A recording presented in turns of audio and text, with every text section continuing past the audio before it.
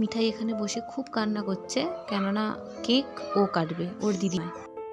বোঝানো হচ্ছে যে জন্মদিনটা ওর দিদিভাইয়ের, কিন্তু ও কিছুতেই মানতে নারাজ।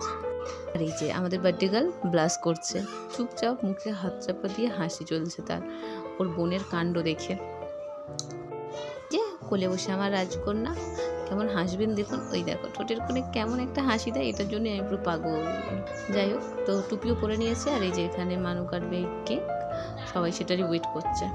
যাই হোক, এই যে টুপিও একটা পরে নিয়েছে জানেন তো।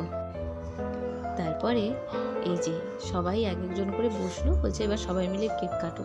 তো হয়ে গেল কেক কাটা, আমরা সবাই হ্যাপি বার্থডেও বলে দিলাম। আর বলে দেওয়ার পরে এবার চলবে কেক খাওয়ার পালা। কিন্তু সেই ওই যে আমার মেয়ে আর সে আর কি মাঝের চকলেটটা ওরই দরকার, ওই দেখুন কেমন নাচছে। তো এইভাবেই জন্মদিনটা আর কি হয়ে গেল। সবাই খুব ভালো থাকবেন।